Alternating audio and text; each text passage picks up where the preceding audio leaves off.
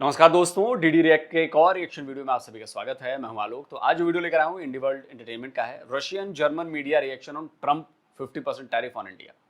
चलिए भी देखते हैं रशियन जर्मन मीडिया क्या कह रही है भाई। तो रशियन मीडिया का रिसेंटली कल ही जो है रिएक्शन आया है। दो तीन बहुत सारे चैनल्स में एक्चुअली ये वीडियो था। इस वीडियो को चुना क्योंकि ये 7 मिनट्स का वीडियो है। ये हम एग्जैक्टली रशियन मीडिया भी नहीं कह सकते क्योंकि ये DW ना रूसकम है, मतलब DW इन रशियन। ये लोग जो है अपना हिडन एजेंडा चलाते हैं। इनको अलाउ भी क्यों किया जाता है मुझे नहीं पता। जैसे कि BBC हिंदी, ये BBC लोग वगैरह, हमको ऑलरेडी इनका ट्रैक रिकॉर्ड पता है। एक तरफ इजराइल है जहां पे दूसरे देशों के अंदर भी अगर इजराइल के खिलाफ कुछ होता है, कुछ प्रोपेगेंडा होता है, तो इजराइल घुस के जो है वहां पे मिसाइल्स मारते हैं, बिल्डिंग उड़ा देते हैं। और एक है इंडिया, इवन रशिया, जो कि इन आस्तीन के सांपों को अपने देश के अंदर अलाउ कर रहे हैं। खैर, रिपोर्टिंग तो ऑब्वियसली आप सोच ही सकते हैं थोड़ा यूरोपियन पर्सपेक्टिव से होगा, लेकिन कमेंटर्स तो बेसिकली रशियन ही थे, तो रशियंस ने अच्छे तरीके से धोया है और बहुत सारे कमेंट्स को मैंने रिप्लाई भी किया है। तो चलिए पहले वीडियो देख लेते हैं, उसके बाद बहुत सारे कमेंट्स हम देखेंगे और बहुत सारे कमेंट्स का एनालिसिस भी मैं करूंगा। So let's start.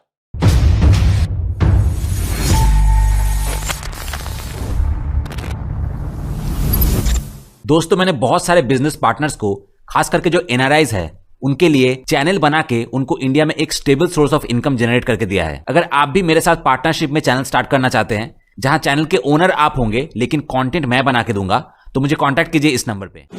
Donald Trump लगातार क्रेमलिन पर दबाव बनाने की कोशिश कर रहे हैं।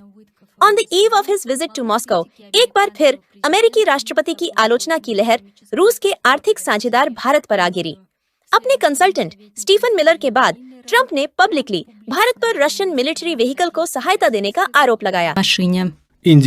भारत न केवल रूसी तेल की बड़ी मात्रा में खरीदारी करता है, बल्कि इस तेल का अधिकांश हिस्सा खुले बाजार में भारी मुनाफे के साथ बेचता भी है। ये कोई मायने नहीं रखता कि यूक्रेन में कितने लोग रशियन मिलिट्री व्हीकल के हाथों मारे जाते हैं। इसी संदर्भ में मैं भारत और अमेरिका द्वारा दी जाने वाली सैलरीज में बहुत ज्यादा बढ़ावा दूंगा। इसके जवाब में भारतीय विदेश मंत्रालय ने अमेरिका पर डबल स्टैंडर्ड्स अपनाने का आरोप लगाया। एजेंसी ने सार्कास्टिकली कहा कि जो देश भारत की आलोचना कर रहे हैं, वही खुद रूस के साथ व्यापार करते रह रहे हैं। वॉशिंगटन की धमकियों के बीच भारत के प्रधानमंत्री की सुरक्षा मामलों की कंसल्टेंट मॉस्को पहुंची। टाइम्स ऑफ इंडिया के अनुसार भले ही यह दौरा पहले से तय था, लेकिन अब इसे एक नया अर्थ मिल गया है। क्रेमलिन में ट्रंप द्वारा भारत पर बनाए जा रहे दबाव को अवैध माना गया है। हम ऐसे कई बयान सुन रहे हैं जो वास्तव में धमकियां हैं।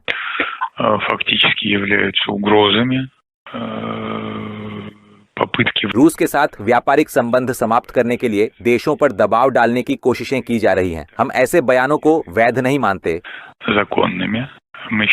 हमारा मानना है कि संप्रभु देशों को अपने व्यापारिक साझेदारों को चुनने का अधिकार होना चाहिए, और है भी। अबखाजिया क्षेत्र की स्थिति क्या है? क्रेमलिन में स्पष्ट और बेबाक भाषा में व्याटोतस के साथ इस पर चर्चा करने की योजना है। विशेषज्ञों का कहना है कि ट्रंप को यूक्रेन में समाधान के लिए पुतिन से ठोस प्रस्तावों की उम्मीद है। उन्हें इस्तांबुल में हुई तीसरे दौर की वार्ता में कुछ भी नया नजर नहीं आया, जो कि रिकॉर्ड समय में करीब 40 मिनट की रही थी, अगर मुझे ठीक से याद है। उन्हें व्लादिमीर पुतिन की ओर से कोई ठोस कार्रवाई नहीं दिखी। उनके लंबे अल्टीमेटम की घोषणा के बाद भी कोई नई पहल या कदम नहीं उठाया गया। इसके अनुसार उन्होंने नए कदमों को प्रोत्साहित करने के लिए अपने अल्टीमेटम को कम कर दिया, लेकिन फिर भी देखिए, सीधी सी बात है कि अगर यूक्रेन की वॉर को खत्म करना है तो अमेरिका ट्रंप 1 मिनट में कर सकते हैं। आप यूक्रेन को पैसे देना बंद कर दीजिए, आप यूक्रेन को हथियार सप्लाई बंद कर दीजिए। 1 घंटे में लड़ाई खत्म नहीं हो गई तो आप जो कहेंगे वो मैं कर लूंगा। यूरोप और अमेरिका पैसा और हथियार देना ज़ेलेंस्की को बंद कर दे, यूक्रेन को बंद कर दे, लड़ाई 1 घंटे क्या 10 मिनट में खत्म हो जाएगी। क्या ट्रंप ये करेंगे? क्या यूरोपियन यूनियन ये करेगा? क्यों वो फ्यूल डाल रहे हैं? क्यों वो हथियार की सप्लाई कर रहे हैं? क्यों वो पैसे दे रहे हैं? आप अभी ये सब बंद करिए और यूएन को कहिए कि मध्यस्थता करे, लड़ाई खत्म करे। देखिए लड़ाई एकदम 1 घंटे में खत्म हो जाएगी लड़ाई। आप किसी के घर को, किसी के देश को चारों तरफ से जाकर घेरेंगे और वो चुप बैठ जाएगा? रशियन सेनाएं आप बता दो कहां कहां विदेश में कहां कहां हैं? नाटो क्यों बनाया गया? आप रशिया के मुंह पे पहुंच गए, दरवाजे पे, और यूक्रेन को कह रहे हो कि नाटो में शामिल हो जाओ। क्या रशिया पागल है? उनको दिखता नहीं है कि क्या चल रहा है? पुतिन ने एक बार कहा था, बोला कि अमेरिकन फौजें अपने बेसिस छोड़ छोड़कर दुनिया के कई देशों में बेसिस बनाकर वहां फैली हुई हैं, वो अपने बॉर्डर से हजारों किलोमीटर दूर तैनात हैं। आप बता दो कि रशियन फौजों ने अपना बॉर्डर छोड़कर कहां दूसरे की जमीन पर जाकर किसी और देश के खिलाफ तैनात हुए हों? नहीं। और ये बात तो सच है ना। तो अग्रेसर तो अमेरिका हुआ, रशिया तो डिफेंडर है, डिफेंड कर रहा है वो अपने आप को।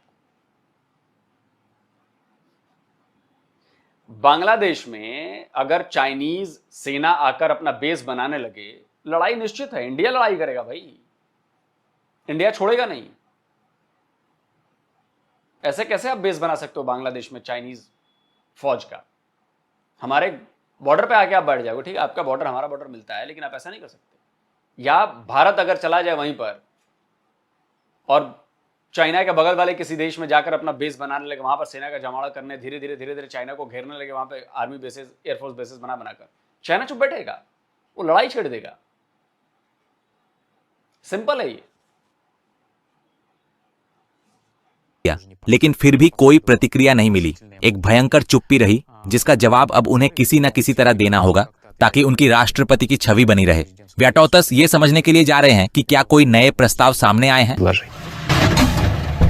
क्रेमलिन से करीबी संबंध रखने वाली रॉयटर्स का दावा है कि पुतिन ट्रंप की शर्तों को मानने के लिए तैयार नहीं है।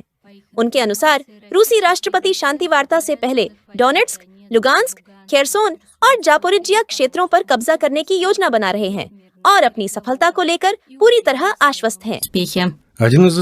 एक सूत्र ने बताया कि पुतिन ने अमेरिका के साथ हाल ही में बिगड़ते संबंधों को लेकर चिंता व्यक्त की। पुतिन को अब भी उम्मीद है कि रूस अमेरिका के साथ मित्रतापूर्ण संबंध बहाल कर पाएगा और पश्चिमी देशों के साथ व्यापार फिर से शुरू कर सकेगा। हालांकि रूस की सेना की अग्रिम मोर्चे पर प्रगति और यूक्रेन पर मजबूत सैन्य दबाव को ध्यान में रखते हुए पुतिन का मानना है कि युद्ध समाप्त करने का यह सही समय नहीं है। ऐसा लगता है कि क्रेमलिन को नए प्रतिबंधों का भी डर नहीं है। रॉयटर्स के सूत्रों का मानना है कि मॉस्को में यह भावना है कि अमेरिका, उद्धरण के अनुसार, रूस के खिलाफ ज्यादा कुछ नहीं कर सकता। ट्रंप विटकॉफ की यात्रा के बाद कोई नई रणनीति अपनाते हैं या नहीं, यह पॉसिबली आने वाले दिनों में स्पष्ट हो जाएगा। संभावना है कि आने वाले कुछ दिनों में इसका पता चल जाएगा। आइए बात करते हैं 8 अगस्त के अल्टीमेटम की अवधि समाप्त होने के बाद ट्रंप के संभावित कदमों पर हमारे अमेरिका स्थित संवाददाता मिखाइल कोमोडोव्स्की के साथ। नमस्कार मिखाइल। आज डोनाल्ड ट्रंप ने यूक्रेन में युद्ध समाप्त करवाने के लिए पुतिन पर दबाव बनाने के इरादे से तेल की कीमतें कम करने की धमकी दी। सिद्धांत रूप में यूरोप में निश्चित रूप से इस घटनाक्रम को लेकर खुशी होगी, लेकिन अभी यह स्पष्ट नहीं है कि वह इसे कैसे करने वाले हैं। वॉशिंगटन में इस पर क्या कहा जा रहा है? वास्तव में यहाँ ज्यादा स्पष्टता नहीं है और विवरण भी बहुत अधिक नहीं है। हम देख रहे हैं कि ट्रंप जिस तरह से अब रूस यूक्रेन युद्ध को लेकर बयान दे रहे हैं, वह उनके दूसरे कार्यकाल की शुरुआत में दिए गए बयानों से बिल्कुल अलग है। एक दिन पहले ही उन्होंने भारत पर निशाना साधा और कहा कि नई दिल्ली बड़ी मात्रा में रूसी तेल खरीद रहा है और उसका एक महत्वपूर्ण हिस्सा खुले बाजार में पुनः वितरित कर भारी मुनाफा कमा रहा है। साथ ही उन्होंने इस देश पर यूक्रेन में रूसी सैन्य मशीन के कारण मारे जा रहे लोगों की मौतों को लेकर उदासीनता का आरोप लगाया। इसी संदर्भ में उन्होंने यह भी कहा कि वह अमेरिका को भारत द्वारा चुकाई जाने वाली कर्ज पर शुल्क को काफी हद तक बढ़ाने का इरादा रखते हैं। क्रेमलिन, जो कि भारत और ईरान का एक प्रमुख व्यापारिक साझेदार है, ने इस मुद्दे पर मंगलवार को कोई टिप्पणी करने से परहेज किया। मंगलवार को ही, जैसा कि पहले भी सही ढंग से बताया गया, उन्होंने कहा कि ट्रंप द्वारा शुल्क बढ़ाने की धमकी देना देशों को रूस के साथ व्यापार बंद करने के लिए मजबूर करने का एक प्रयास है। और यह सब उस पृष्ठभूमि में हो रहा है जब यूक्रेन के राष्ट्रपति कार्यालय ने कहा कि युद्ध के दौरान रूसी सेना द्वारा इस्तेमाल किए गए ईरान निर्मित शाहेद 136 ड्रोन में भारतीय पुर्जे पाए गए हैं। वास्तव में इस संदर्भ में होने वाले घटनाक्रमों पर नजर रखना बहुत महत्वपूर्ण होगा। आखिर किस पुर्जे पाए गए हैं भारतीय? अच्छा, और जो अमेरिकन राइफल से हमारे यहाँ जम्मू कश्मीर में पाकिस्तानी आतंकवादी घुसकर करते हैं, उसके लिए फिर हम अमेरिका को जिम्मेदार ठहराएं, अमेरिका पर सैंक्शन लगाएं? पाकिस्तानी फौज अमेरिकन हथियारों का इस्तेमाल करके हमारे ऊपर हमले करती है, हम उसके लिए भी करें? ना करें। पाकिस्तानी फौज राफेल नहीं यूज़ करती, पाकिस्तानी फौज बाकी अमेरिकन हथियार यूज़ नहीं करती, राफेल कह रहा हूँ, सॉरी, F-16 यूज़ नहीं करती पाकिस्तानी फौज। करती है ना, F-16 का इस्तेमाल उसने हमारे खिलाफ भी किया है ना। तो हम अमेरिका को जिम्मेदार ठहराना शुरू करते हैं? क्या इलॉजिकल बात है यार ये। आखिर किस उद्देश्य से अल्टीमेटम की अवधि समाप्त होने से पहले उइगर एम्बेसडर की यात्रा हो रही है?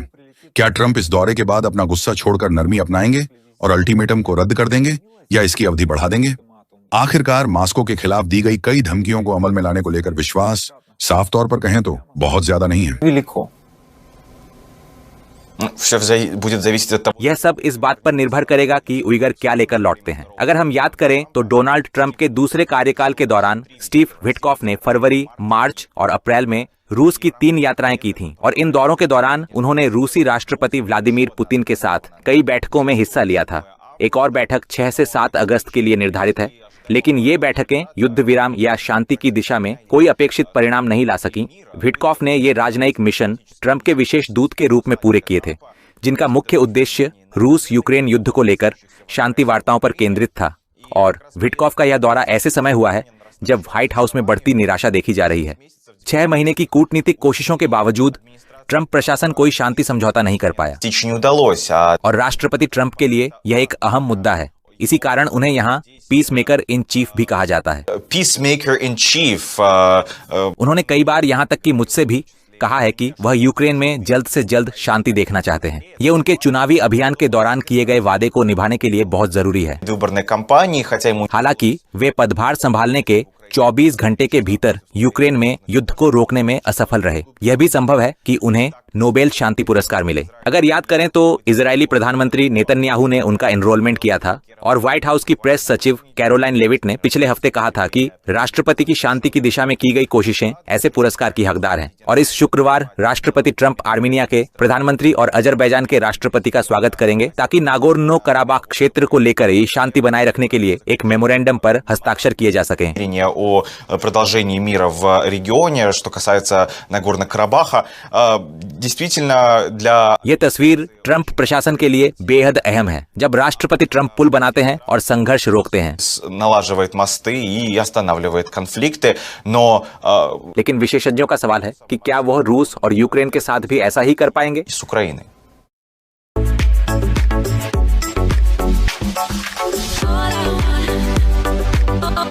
सबसे पहले दिलशौद ने लिखा है कि अमेरिका हथियार सप्लाई करता है और भारत युद्ध से मुनाफा कमाता है। ये पूरी तरह बकवास है। उसके बाद एना लेनिना ने लिखा है कि अपनी पाबंदियां आप जहां फिट बैठे वहां रख लें। उसके बाद कैफास काइन ने लिखा है कि आप तय कीजिए, क्या भारत ने ट्रंप की शर्तों से सहमति जताई या कड़ा जवाब दिया या फिर रूसी यूनियन से तेल खरीदना जारी रखा। ये जिनको नहीं पता है बता दूं, ये मैंने 2-3 वीडियो से, जैसे कि मैंने कहा कि बहुत सारे मीडिया से ये रिपोर्टिंग आ रहा था, तो आज़रबाईजान मीडिया, बाकू टीवी, वो भी ये रिपोर्टिंग कर रहा था। वो 2 मिनट का वीडियो था, तो इसलिए मैंने उसको उतना भी इंसाइट्स नहीं था उसमें, तो इसलिए मैंने ट्रांसलेट डब नहीं किया। लेकिन वहाँ पे लिखा गया था कि इंडिया ट्रंप के साथ अग्री करते हैं, इंडिया ट्रंप के कंडीशंस में राजी है। उसके बाद लिखा है कि इंडिया स्ट्रांगली रिप्लाइज यूएसए। तो इनके देश के लोगों की तरह इनकी मीडिया भी पागल है। तो इन्होंने, जो रशियन कमेंटर है, इन्होंने लिखा है कि पहले डिसाइड करो कि तुम कहना क्या चाहते हो। एक तरफ तुम बोल रहे हो कि इंडिया ट्रंप के कंडीशंस के साथ एग्री है और दूसरी तरफ बोल रहे हो कि इंडिया रशिया से ऑयल परचेज करना कंटिन्यू रख रहा है और इंडिया ने यूएसए को बहुत सीवियरली रिप्लाई किया है। तीनों चीज़ जो है कंप्लीटली कॉन्ट्राडिक्टरी है। तो तुम कहना क्या चाहते हो वो पहले डिसाइड करो, क्योंकि दोनों से अभी ऑब्वियसली क्या है कि आज़रबाईजान का मीडिया है तो इंडिया की तारीफ जो है करना चाह रहे हैं पर निकल नहीं रहा है, तो इसलिए ऐसे ऊट पटांग टाइटल लेके आ गए हैं आज़रबाईजान मीडिया। उसके बाद निकोलाई कोजाएव ने लिखा है कि अमेरिका चीन को सजा देना चाहता था, इसलिए उसने एप्पल को भारत में शिफ्ट कर दिया, शायद कुछ और भी किया। अब कहां ले जाएगा? अब तो उन्हें अपने ही एप्पल महंगे दामों पर खरीदने पड़ेंगे। उसके बाद KBR 007 ने लिखा है कि भारत दुनिया की तीसरी सबसे बड़ी इकोनॉमी है, वे कुछ भी बैन नहीं कर सकते। उसके बाद टॉकलॉक ने लिखा है कि भारत को क्यों परेशान कर रहे हो, तुम जितना भी रिसोर्सेज भेजो सब कुछ वहां ब्लैक होल की तरह गायब हो जाता है। इसीलिए वहां हमेशा तेल और रिसोर्सेज की जबरदस्त जरूरत रहती है। लगता है तुम्हें अभी तक ये समझ नहीं आया कि 1 अरब की आबादी क्या होती है। उसके बाद समीरा तुमासेविचा ने लिखा है कि हाँ, भारत बिल्कुल सही कदम उठाते हैं, अपने देश के हित में और अमेरिका की मनमानी के आगे झुकते नहीं हैं। उसके बाद फाइनल डेस्टिनी। चलिए, कमेंट्स भी हो गए हैं और इससे आपको अंदाजा हो जाएगा कि रूस के लोग हमारे बारे में क्या सोचते हैं। देखिए, रशियंस जानते हैं कि भारत की अहमियत उनके लिए क्या है। रशियंस ये भी जानते हैं कि जब यूक्रेन रशिया वॉर कहें या कॉन्फ्लिक्ट कहें, इसकी शुरुआत हुई थी तो भारत ने हमेशा सपोर्ट किया। वहाँ से कई कंपनीज हट गई, सैंक्शंस लग गए, अमेरिकन कंपनीज चली गई, इंडियन कंपनीज के लिए वहाँ पर रास्ता बना, इंडियन कंपनीज काम कर रही हैं। हमने भी पूरा सपोर्ट किया और ये सपोर्ट जारी रहेगा। हम ट्रंप के लिए या किसी और के लिए हम रशिया से अपनी दोस्ती नहीं तोड़ सकते। और अभी अजय डोवाल साहब गए हुए हैं। अब इसके बाद हमारे जो विदेश मंत्री हैं डॉक्टर एस जयशंकर, वो जाने वाले हैं। उसके बाद पुतिन आने वाले हैं। तो बहुत कुछ होना है और पुतिन से भी मुलाकात SCO समिट में भी होगी, चाइना में भी होगी, वहाँ पर भी मुलाकात होगी। तो अभी बहुत कुछ होने वाला है और ये लोग पागल हो चुके हैं, यूरोप वाले भी और अमेरिकन भी। इनको लगता है कि अब हम ही दादागिरी हैं। देखिए, दादागिरी अब ऐसे चलेगी नहीं। UN में भी बदलाव होंगे और UN में भी वीटो पावर सिर्फ चंद लोगों के पास नहीं रहेगी। अब बंटवारा चाहिए, हमारा उसमें हिस्सा चाहिए और हिस्सा हम लेकर रहे हैं। और ट्रंप अभी एड़ी चेड़ी का जोर लगा लें, उनको पता नहीं है कि भारत से ज्यादा नुकसान ट्रंप को होने वाला है। अब मीडिया में चाहे कुछ भी चलता रहे, ये नहीं होगा ऐसा। तो दोस्तों, आप बताएं, आप क्या कहते हैं। ये जो जर्मन मीडिया थी, बेसिकली ये DW जो है वो जर्मनी की है, इनका माइंडसेट क्या भारत के लिए दोस्ताना है? देखो, मैं तो फिर कहता हूं, ये सारे मतलबी हैं। पूरा यूरोप, पूरा खुद रशिया से गैस ले रहे हैं, LNG ले रहे हैं, गैस ले रहे हैं।